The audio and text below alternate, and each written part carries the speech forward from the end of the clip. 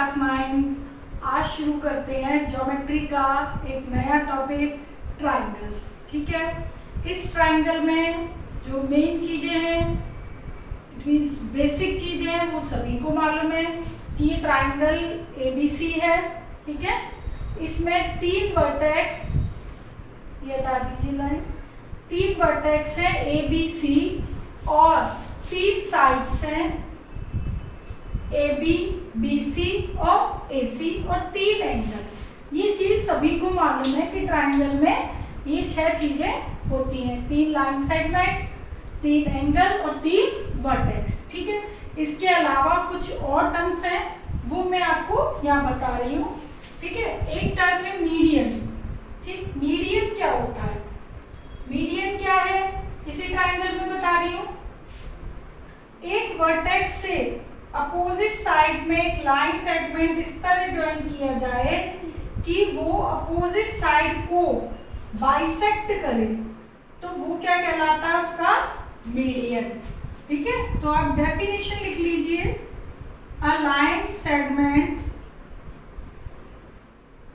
joining from vertex of a triangle to the midpoint of opposite side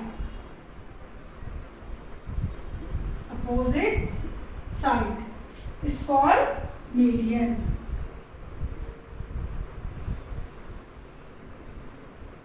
तो इस vertex A से यदि मैंने अपोजिट साइड, वर्टेक्स A के अपोजिट साइड क्या है? BC, उस पर एक लाइन ड्रॉ करी इस तरह कि वो D के मिड पॉइंट पे, D यहाँ पे मिड पॉइंट यानी BC को बाइसेक्ट करे। ठीक है, तो ये लाइन क्या कहलाएगी? मीडियन। इसी तरीके से यदि मैं B वर्टेक्स से ड्रॉ करूं तो ये अपोजिट साइड AC को बाइसेक्ट करेगी।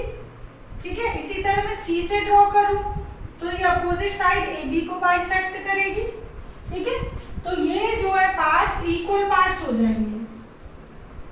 तो किसी भी वर्टेक्स से अपोजिट साइड पे एक लाइन डाली जाए, वो अपोजिट साइड को बराबर पार्ट में डिवाइड कर दे, तो वो मीडियन कहलाता है। ठीक है, और मीडियन का इंटरसेक्टिंग जो पॉइंट है, सारे मीडियन जिधर मिलते हैं वो पॉइंट कहलाता है सेंट्रॉइड।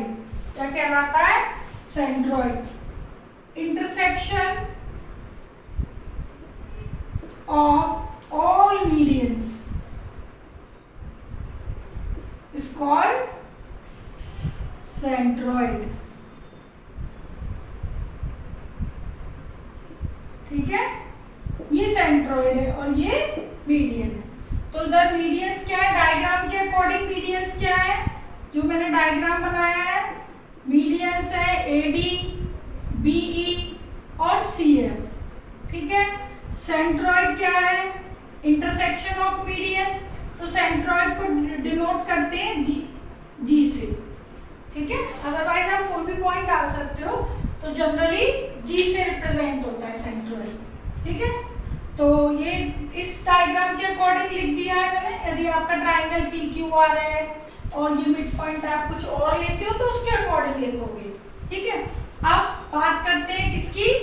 एल्टीट्यूड की।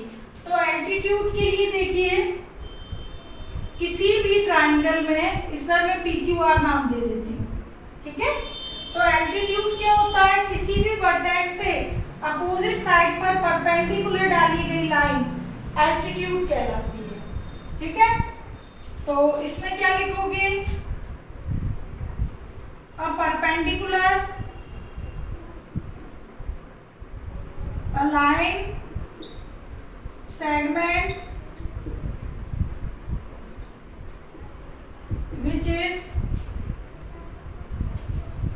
which perpendicular from a vertex of a triangle to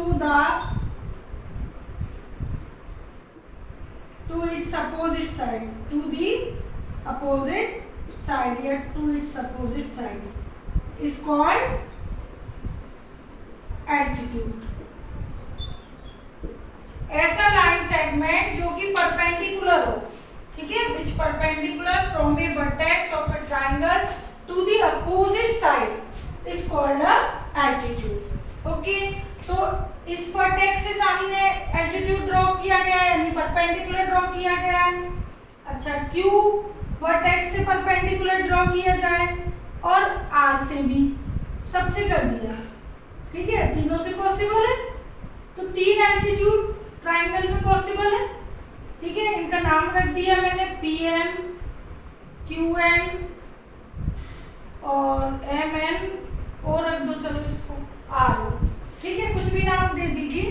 तो ये 3 परपेंडिकुलर हो गए, 3 वर्टेक्स से अपोजिट साइड पे। तो ये परपेंडिकुलर को एल्टीट्यूड्स भी कह सकते हैं, परपेंडिकुलर भी कह सकते हैं। ठीक है, तो डेफिनेशन की फॉर्म में ज्योमेट्री में आप इसको एल्टीट्यूड्स ही बोलोगे। तो जिधर सारे एल्टीट्यूड्स मिलते हैं, यानी कि intersection of altitudes is called orthocentre. Intersection of all altitudes of a triangle is called orthocenter।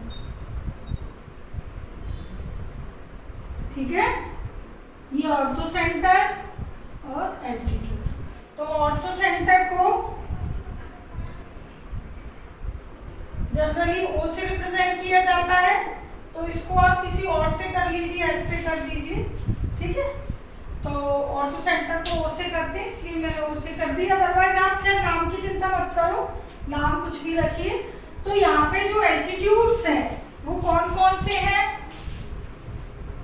इस डायग्राम के अकॉर्डिंग जो मैंने बनाया है। ठीक है, बाकी मैंने आपको बोला है कि कुछ भी हो सकते हैं। तो एल्टीट्यूड्स कौन कौन से हैं, पीएम, क्यूएन और आरएस। ठीक है, और ऑर्थोसेंटर जो है वो है इंटरसेक्शन ऑफ पॉइंट, उसको रिप्रेजेंट किया है ओ से। ओके, तो ये ऑर्थोसेंटर, सेंट्रॉइड, क्योंकि ये वर्ड्स कहीं भी आपके यूज हो सकते हैं। मीडियन हो गया, एल्टीट्यूड हो गया। अच्छा, अब देखिएगा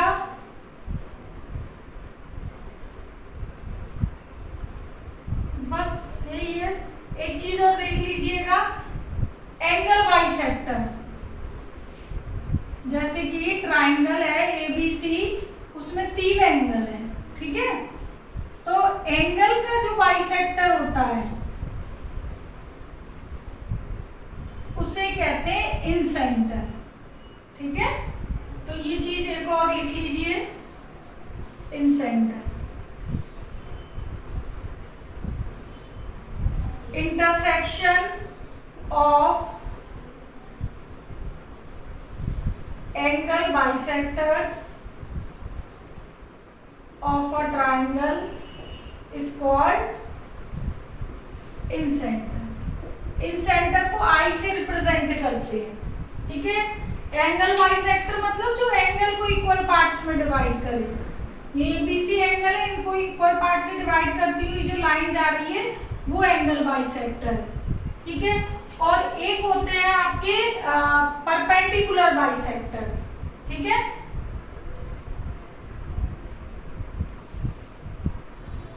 एक होता है क्या, परपेंडिकुलर बाइसेक्टर की लाइन जो है ये सामने वाली साइड के परपेंडिकुलर भी है और बाइसेक्ट भी करे, परपेंडिकुलर भी हो और बाइसेक्ट भी करे। अब जैसे मीडियन है, मीडियन केवल बाइसेक्ट करता है, परपेंडिकुलर नहीं होता।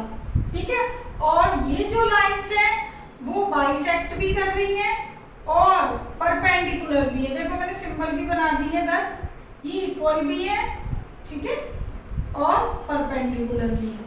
तो वो जहां पर मिलते हैं उन्हें कहते हैं सरकमसेंटर। सरकम सेंटर, ये चीजें आपकी हमेशा काम आएंगी, 10th में भी, 11th में भी। ठीक है, सर्कम सेंटर। तो ये होता है intersection of perpendicular bisectors of a triangle is called circum centre. ठीक है, तो सर्कम सेंटर को भी जनरली भाई ओ से ही रिप्रेजेंट करते हैं, लेकिन अभी आप चलिए सी से कर लीजिए, क्योंकि ओ से आप ऑर्थो सेंटर रिप्रेजेंट कर चुके हो। ठीक है, अब देखिएगा ये चीज आपको क्लियर हो गई होगी। मीडियंस होता है जो केवल बाइसेक्ट करे, एल्टीट्यूड केवल परपेंडिकुलर हो। ठीक है, और परपेंडिकुलर बाइसेक्टर क्या होता है? जो परपेंडिकुलर भी हो और बाइसेक्ट भी करे। ठीक, और एंगल बाइसेक्टर केवल एंगल को बाइसेक्ट करे।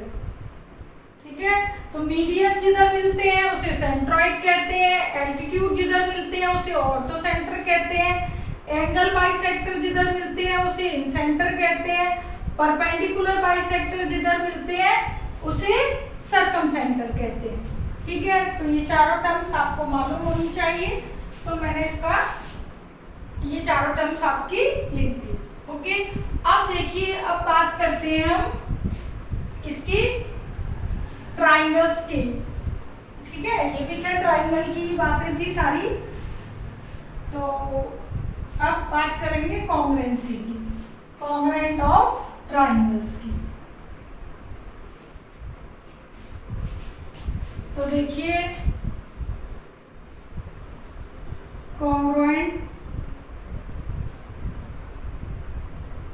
ऑफ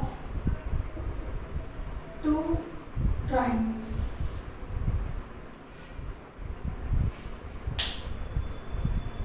देखो बेटा, कॉन्ग्रुएंट जो वर्ड है वो क्या है, सबसे पहले ये देखो। कॉन्ग्रुएंसी यानी कॉन्ग्रुएंट दो ऑब्जेक्ट कब कॉन्ग्रुएंट होते हैं? जब उनका शेप और साइज सेम हो, दे आर कॉन्ग्रुएंट। ओके, जैसे कि मैं बात करूं कि जैसे ये है, ठीक है, हथेली है, इसका ये प्लेन और ये दोनों कॉन्ग्रुएंट है। क्यों? क्योंकि इनकी शेप और साइज सेम है। क्यों? क्योंकि मैं इसको इसके ऊपर ओवरलैप करूं, दोनों सेम है, बिल्कुल कॉइंसाइड हो जाए। दो ऐसे डायग्राम, दो ऐसे फिगर, दो ऐसे ऑब्जेक्ट, ठीक है, जिनको मैं एक के ऊपर एक रखूं तो सेम साइज और सेम शेप के होंगे, तभी वो कॉन्ग्रुएंट कहलाएंगे। ठीक है, जैसे किसी मशीन का कोई पार्ट खराब हो जाता है और आप उसको रिप्लेस कराते हो, तो वो रिप्लेस तभी होगा जब जो आपका पुराना जो भी उसका पार्ट से खराब हुआ है वो सेम साइज और सेम शेप का हो, तभी वो उसमें फिट होगा। तो दे आर कॉन्ग्रुएंट। ठीक है, तो अब लेकिन हम बात कर रहे हैं ज्योमेट्री की। तो ज्योमेट्री में दो फिगर कॉन्ग्रुएंट कब होंगे?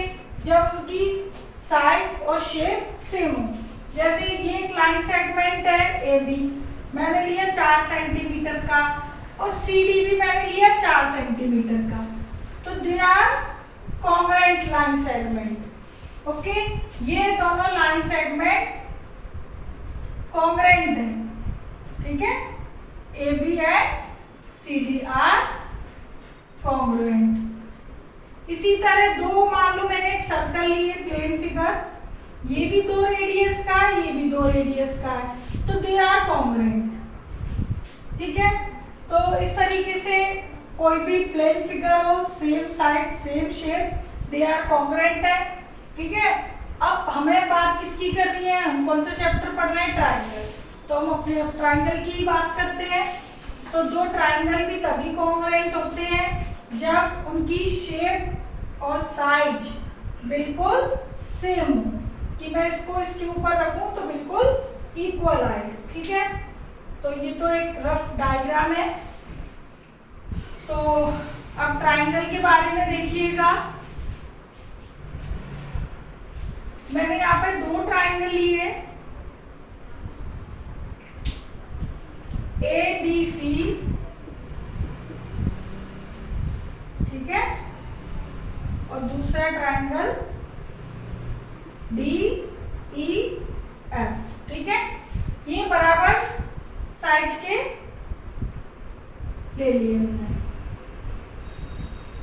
ओके, तो ये इक्वल साइड्स के दो ट्राइंगल है।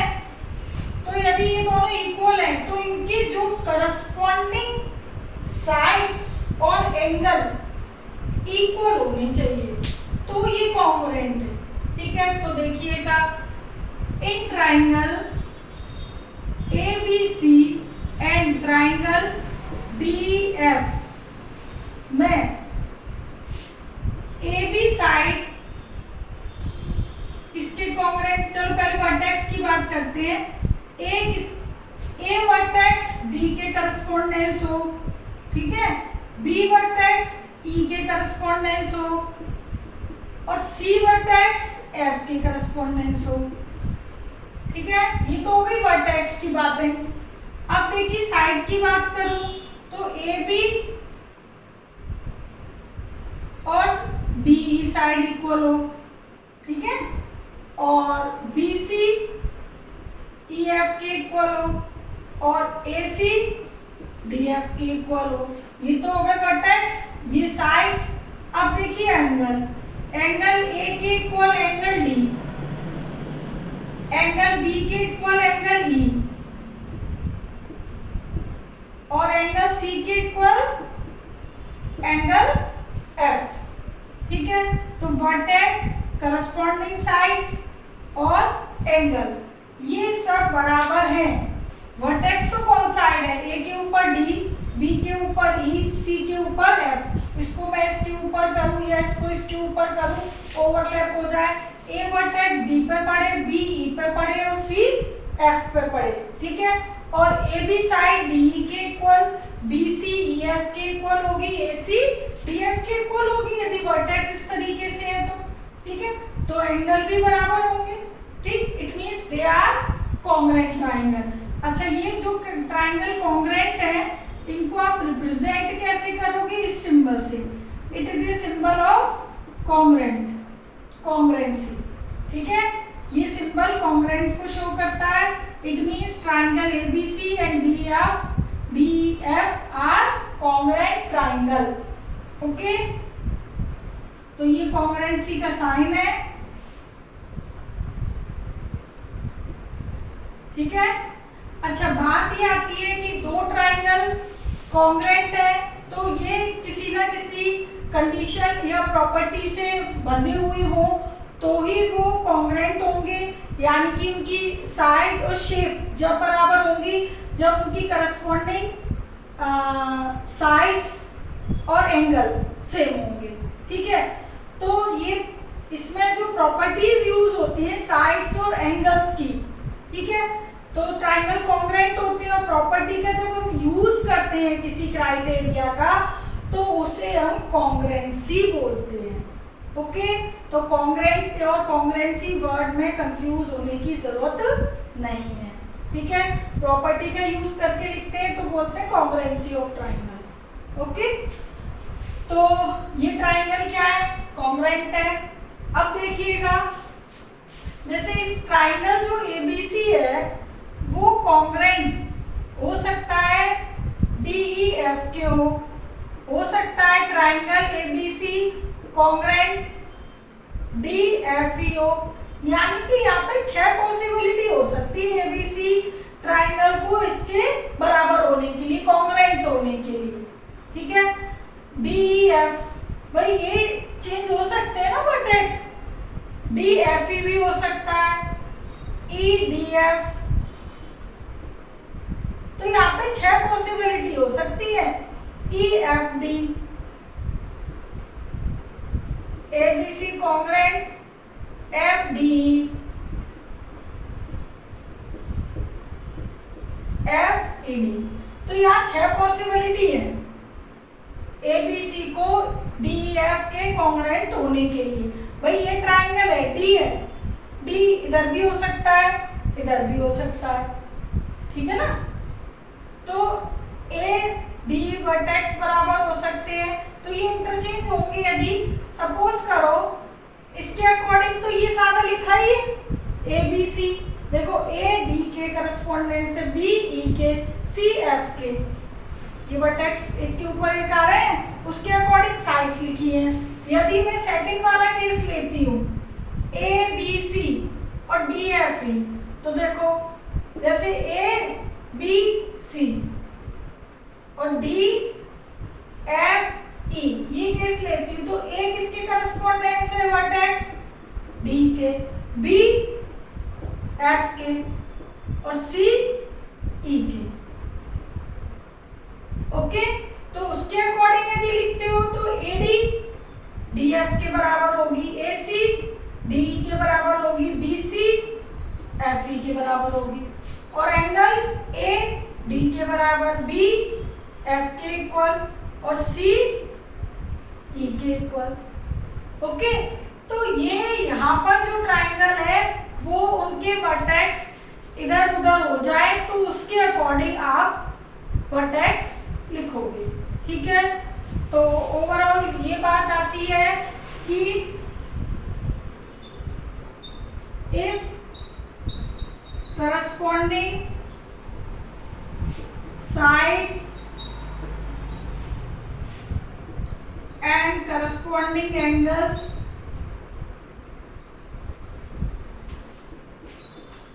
of two triangles are equal, then they are congruent. They are congruent. तो वो ट्राइंगल क्या होंगे? कॉन्ग्रुएंट ट्राइंगल होंगे यदि करस्पॉन्डिंग साइड्स और करस्पॉन्डिंग एंगल्स दोनों ट्राइंगल के बराबर हो। ओके, और जिस प्रॉपर्टी का हम यूज करते हैं फिर कॉन्ग्रुएंट, तो उसको कहते हैं कॉन्ग्रुएंसी। ओके, तो वो मैं भी आपको बताती हूँ। ठीक है, ये अब आप समझ गए होंगे कि ए एफ के, बी डी के, यदि हम फिफ्थ केस लेते हैं तो सी ई के, तो A B F D, B C D E. ठीक है, और ए सी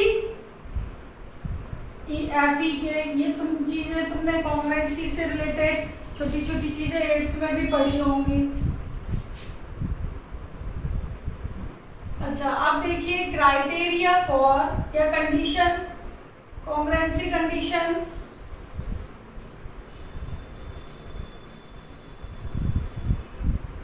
कंडीशंस या criteria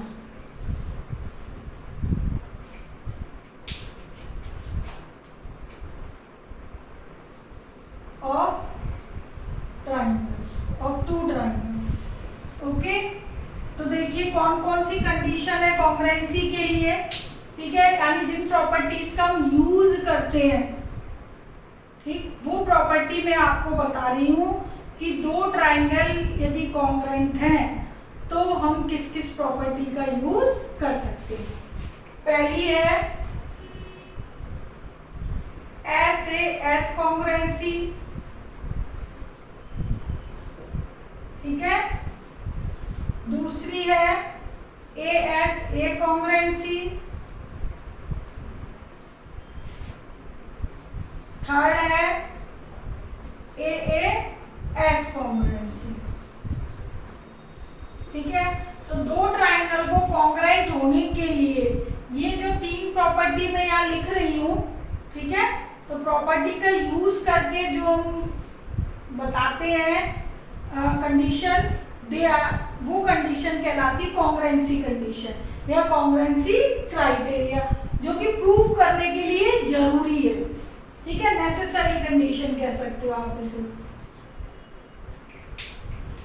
if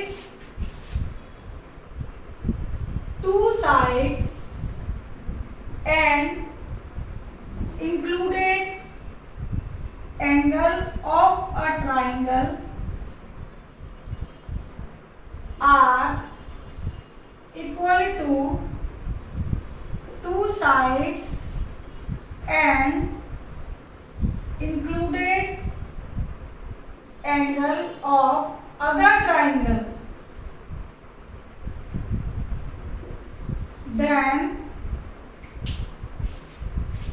then triangles are congruent.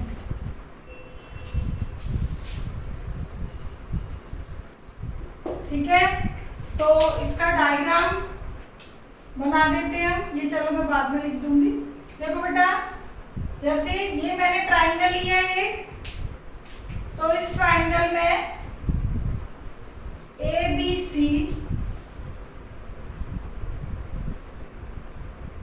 और DEF, तो क्या लिखा है मैंने, दो साइड और इंक्लूडेड एंगल, दो साइड AB और AC और उसके बीच एंगल बराबर हो उसके करस्पॉन्डेंस दूसरी साइड और बिटवीन एंगल, यानी एंगल ये D के बराबर हो, AB DE AC DF, दो साइड के बिटवीन एक एंगल बराबर है दोनों ट्राइंगल में, तो दे आर कॉन्ग्रुएंट। और इस कंडीशन को कहते हैं SAS कॉन्ग्रुएंसी, कि दो साइड S फिर एंगल फिर साइड। SAS का मतलब है side angle side congruency, side angle side congruency. ठीक है, इसको शॉर्टकट में SAS लिख देते हैं। तो दो साइड के बिटवीन यदि एंगल आ जाए, ठीक है, और दूसरी ट्राइंगल में भी सेम यही कंडीशन हो, तो दे आर कॉन्ग्रुएंट। ओके, अच्छा सेकंड थी हमारी ASA। ASA, तो ASA में क्या है, इफ ASA का मतलब है एंगल साइड एंगल। ठीक है, तो एंगल साइड एंगल का मतलब क्या है कि if two angles and included side of a triangle are equal to the two angles and included side of other triangle,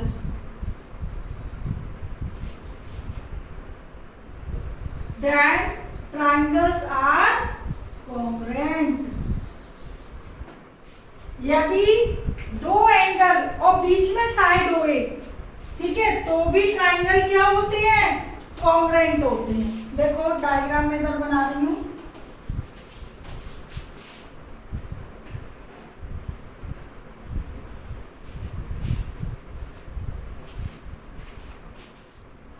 ये देखिएगा, एक ट्राइंगल ये बनाया है मैंने और एक ट्राइंगल ये बनाया है। ठीक है, ABC और DEF, इसमें क्या है, दो एंगल, A एंगल मान लो D के इक्वल और C एंगल F के इक्वल, और बीच में एक साइड, दो एंगल के बीच में एक साइड आ जाए, एक ट्राइंगल की दूसरी ट्राइंगल की दो एंगल और साइड के बराबर आ जाए, तो दे आर कॉन्ग्रुएंट।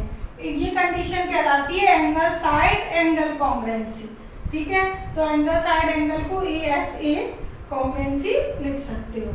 ओके, तो इसमें है ना, ये आप बराबर लिख लीजिए, एंगल A एंगल D के बराबर आ जाए, AC DF के बराबर और एंगल C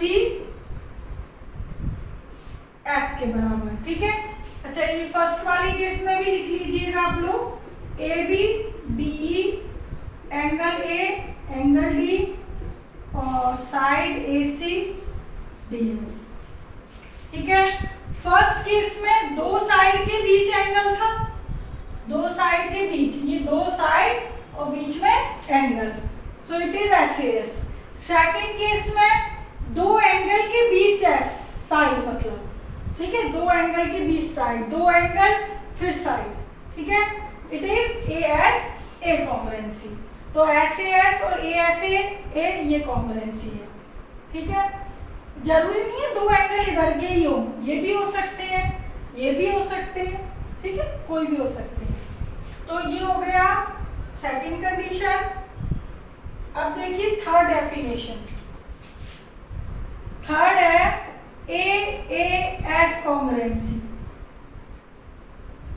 तो AAS मतलब एंगल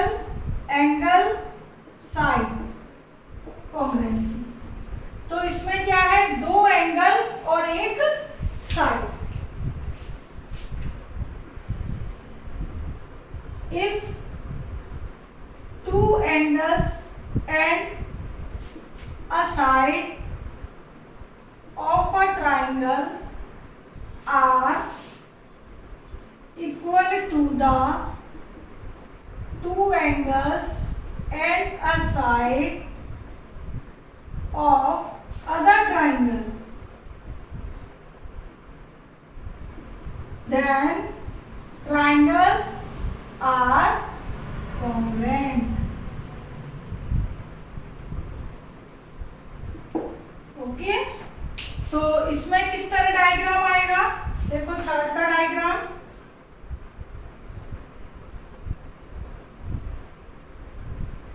दो एंगल के बाद side A B C D E F, ये थर्ड के लिए है और ये सेकंड डेफिनेशन के लिए।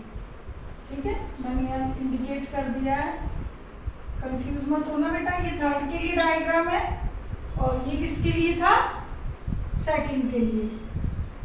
ठीक है, तो थर्ड डेफिनेशन के लिए मेरा मतलब दो एंगल के बाद साइड, दो एंगल के बाद साइड यदि आए, बिटवीन नहीं, इसमें क्या था, बिटवीन, दो एंगल के बीच में साइड, इसमें क्या है, दो एंगल के बाद साइड। ठीक है, तो एंगल साइड एंगल और एंगल एंगल साइड, वैसे देखा जाए तो दोनों प्रॉपर्टी लगभग सेम है। क्यों, क्योंकि यदि किसी ट्राइंगल की ये दो एंगल इसके बराबर है तो थर्ड एंगल तो ऑटोमेटिकली बराबर ही होगा। ठीक है ना, ये दोनों बराबर है, ये इसके इक्वल, ये इसके इक्वल, तो बाय सम एंगल प्रॉपर्टी से सी एफ के इक्वल हो ही जाएगा। ठीक, लेकिन जरूरी नहीं आप तीसरा दिखाओ, यदि आपको दो एंगल और बाद में साइड दिखती है दो ट्राइंगलों में तो दे आर कॉन्ग्रुएंट। तो एंगल ए डी के बराबर, उसके बाद अगेन एंगल बी ई के बराबर, दो लगातार जो एंगल है, उसके बाद side B C is equal to P. Okay, तो एंगल एंगल साइड प्रॉपर्टी, तो एंगल एंगल साइड जो कॉन्ग्रुएंसी है उसके थ्रू भी दो ट्राइंगल को हम कॉन्ग्रुएंट बोल सकते हैं। ठीक है, थर्ड ये हो गई। फोर्थ है आरएचएस कॉन्ग्रुएंसी। आरएचएस मतलब है राइट एंगल हाइपोटेन्यूज और एक साइड। इट मींस इसमें ये जरूरी है कि राइट ट्राइंगल हो। ठीक है, राइट एंगल का मतलब 90 डिग्री राइट एंगल। ठीक है, तो इफ एक तो राइट एंगल हो, फिर हाइपोटेन्यूज हो, फिर एक साइड हो, यानी कि यदि इसमें दो राइट ट्राइंगल हो। ओके, ये ध्यान रखना, if an angle of an right angle, shortcut में लिख लो, if a right angle hypotenuse and a side of a, भाई देखो राइट ट्राइंगल है तो राइट ट्राइंगल का एक एंगल 90 तो होगा ही होगा। ठीक है, तो और उसमें हाइपोटेन्यूज भी होगा। ठीक, तब फिर भी मैंने लिख दिया है if a right angle hypotenuse and a side of a right triangle are equal to the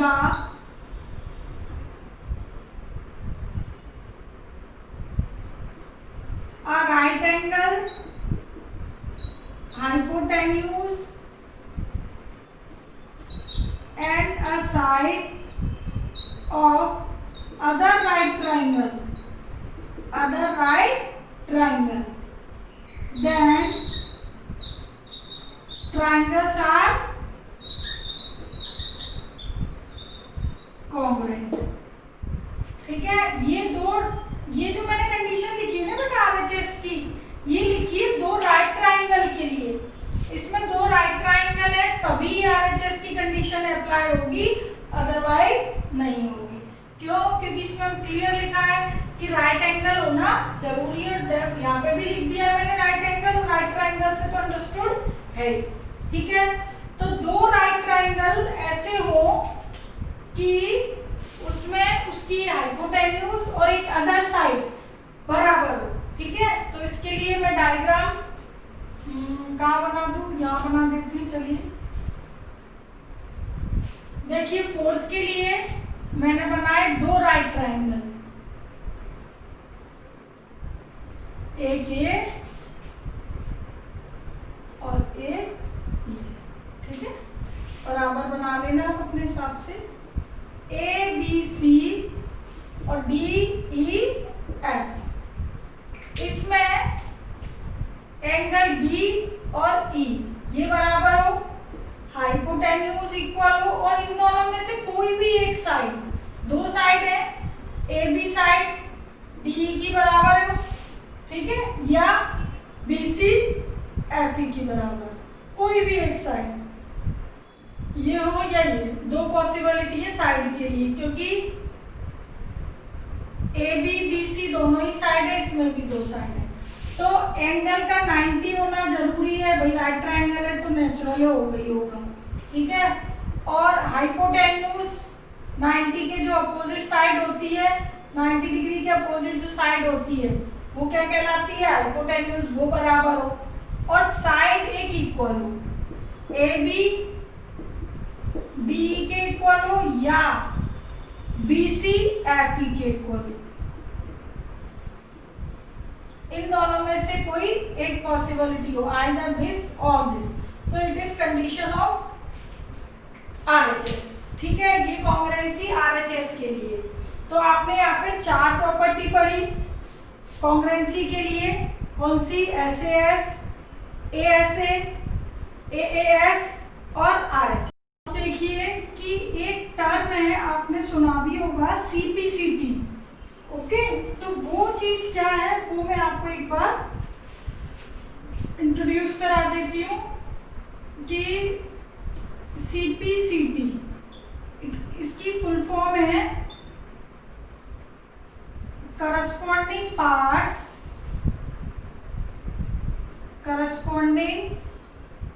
parts of congruent triangles.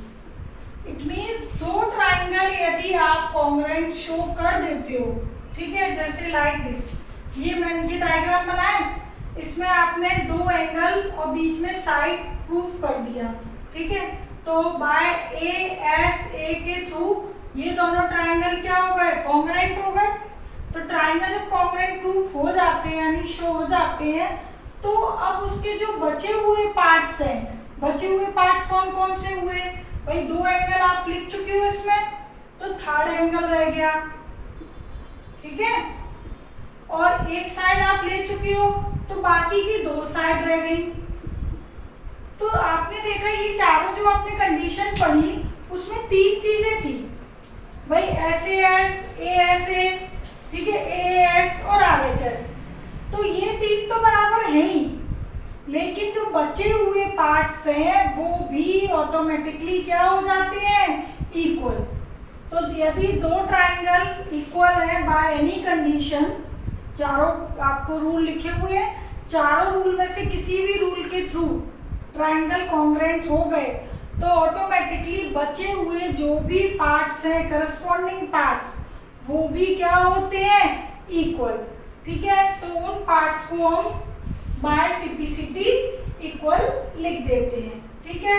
जैसे कि ये सेकंड का डायग्राम बना है, इसमें ट्राइंगल एबीसी कॉन्ग्रुएंट है ट्राइंगल डीईएफ के, किसके थ्रू, बाय एसएए कॉन्ग्रुएंसी के थ्रू। ट्राइंगल कॉन्ग्रुएंट है तो इसमें ये तीन चीजें तो इक्वल है, तो बचे हुए जो पार्ट्स हैं, बी एंगल ई के इक्वल, बचा हुआ पार्ट बी ई एंगल के इक्वल, दो एंगल हो गए, थर्ड एंगल भी बराबर हो जाएगा। एक साइड है तो बाकी की जो साइड है बी सी ई एफ के इक्वल और ए बी डी ई के इक्वल, ठीक है। तो ये पार्ट्स भी बचे हुए तीन पार्ट तो आप ले चुके हो, दो एंगल एक साइड, तो बचा क्या, एक एंगल दो साइड, तो बाय सीपीसीटी लिख देते हैं हम, बाय सीपीसीटी। तो दो ट्राइंगल कॉन्ग्रुएंट हो गए, ठीक है, ए ऐसे कंडीशन से।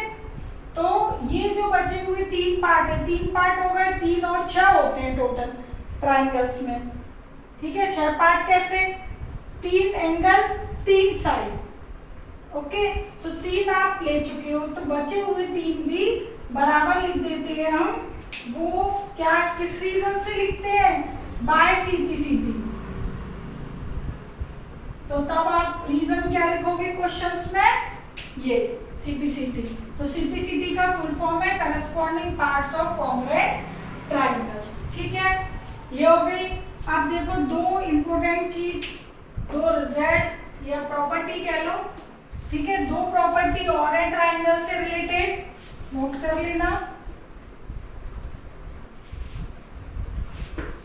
वो दो प्रॉपर्टी हैं,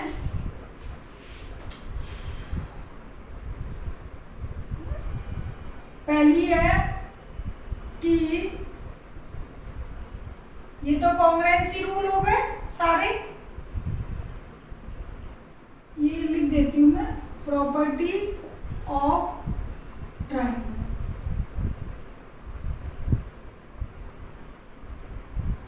sides opposite to equal angles are equal, एक प्रॉपर्टी। दूसरी, angles opposite to equal sides are equal। इन दोनों प्रॉपर्टी का मीनिंग क्या है, देखो मैंने एक ट्राइंगल बनाया, ओके। तो साइड्स अपोजिट किसके, टू इक्वल एंगल्स, दो एंगल यदि इक्वल हैं ये दोनों, तो उनके जो अपोजिट साइड्स हैं, बी एंगल के opposite AC side, C angle के अपोजिट एबी साइड, तो ये दो एंगल यदि बराबर हैं तो उनके अपोजिट जो साइड्स हैं वो भी क्या होंगी, इक्वल होंगी, ठीक है। तो sides opposite two equal angles are equal. If B is equal to C, then यदि दो एंगल बराबर है तो उनकी अपोजिट साइड, बी के अपोजिट एसी और सी के अपोजिट एबी, तो AB is equal to AC लिख लो या AC is equal to AB, एक ही बात है, ठीक है। ये इसका कन्वर्स है कि यदि साइड इक्वल है, साइड इक्वल है तो अपोजिट एंगल इक्वल होंगी, ठीक है। If AB is equal to AC, दो साइड बराबर गिवन है तो उनके जो अपोजिट एंगल होंगे वो भी बराबर होंगे। तो दोनों थ्योरम एक दूसरे की कन्वर्स है, थ्योरम कह लो, प्रॉपर्टी कह लो। आपको तो एज ए प्रॉपर्टी इन्हें क्वेश्चंस में यूज करना है, ठीक है। जैसे हम कॉन्ग्रुएंसी यूज करेंगे, 4 कंडीशन है कॉन्ग्रुएंसी की, इसी तरीके से दो ये प्रॉपर्टी है कि एक एंगल के यदि दो एंगल, कोई भी दो एंगल, जरूरी नहीं BC AC हो, कोई भी दो एंगल बराबर है तो उनकी जो अपोजिट साइड्स होंगी वो भी इक्वल होंगी, और यदि साइड इक्वल है तो उनके अपोजिट जो एंगल होंगे वो भी इक्वल होंगे, ठीक है। तो ये प्रॉपर्टीज और कॉन्ग्रुएंसी की ये 4 रूल, ठीक है, कंडीशन, रूल कुछ भी कह लीजिए, इन सब का यूज करके हम नेक्स्ट एक्सरसाइज करेंगे, ठीक है। बेटा इनको अच्छी तरीके से नोट करना है, समझना है, क्योंकि ये यदि आपको समझ नहीं आया, अच्छी तरीके से आपने नोट नहीं किया, डायग्राम नोट करना है, तो आपको एक्सरसाइज समझ नहीं आएगी। इसलिए मैं बोल रही हूँ एक एक वर्ड अच्छी तरह पढ़ना है, समझना है, लिखना है। Okay, take care, bye.